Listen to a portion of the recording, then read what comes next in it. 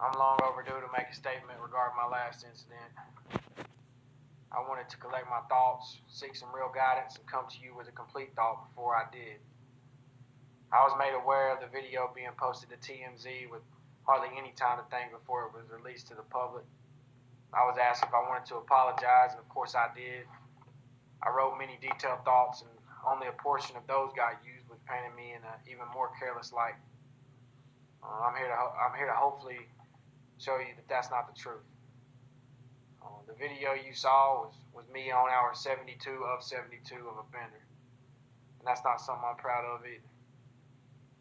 Obviously, the natural thing to do is to apologize further and just continue to apologize, but and that's not what I wanted to do. I let so many people down, and who mean a lot to me, and who have given so much to me, and it's just not fair. I let my parents down. They're the furthest thing from the person in that video. I let my son down, and I'm not okay with that. So this week I've been waiting to say anything further until I got the chance to apologize to those closest to me that I knew I personally hurt. I also accepted some invitations from some amazing black organizations, some executives and leaders to engage in some very real and honest conversations. I'll admit to you, I was pretty nervous to accept those invitations. The very people I hurt, and they had every right to step on my neck while I was down to not show me any grace, but they did the exact opposite. They offered me grace, and they also paired that with an offer to learn and to grow. And I'll be honest, that kindness really inspired me to dig deeper on how to do something about this. And one thing I've learned already is I'm specifically sorry for is that it matters. My words matter. A word can truly hurt a person, and at my core, that's not what I'm okay with. This week I heard firsthand some personal stories from black people that honestly shook me. And I know what I'm going through this week doesn't even compare to some of the trials I heard about from them. I came away from those discussions with a deep appreciation for them and a clearer understanding of the weight of my words. I wish the circumstances were different for me to learn these things, but I'm also glad it started the process for me to do so.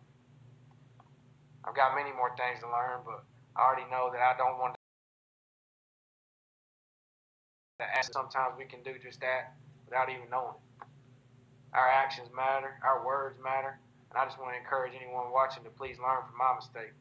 There's no reason it matters, and please know I'm carefully choosing my next steps in repair. I want to end this update hopefully on a more positive note.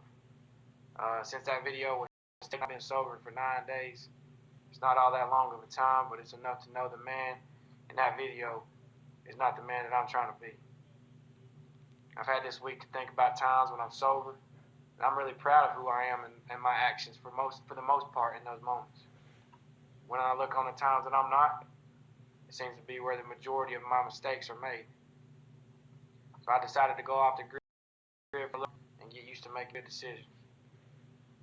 I want my team, my family, my friends, and even strangers to trust me. Hell, I want to trust me. Who knows if I'll be able to live down all the mistakes I've made, but I'm certainly going to try. I'm going to spend some time taking back control of my habit, living healthy, and being proud of my actions. And lastly, I have one favor to ask. I appreciate those who still see something in me and have defended me, but for today, please don't. I was wrong. It's on me. Take ownership for this, and I fully accept any penalties I'm facing. The timing of my return is solely upon me and the work I put in. I still had a lot of really good people in my corner trying to help me, and I appreciate them more than you know. This entire situation is ugly right now, but I'll keep searching for ways to become the example instead of being made one.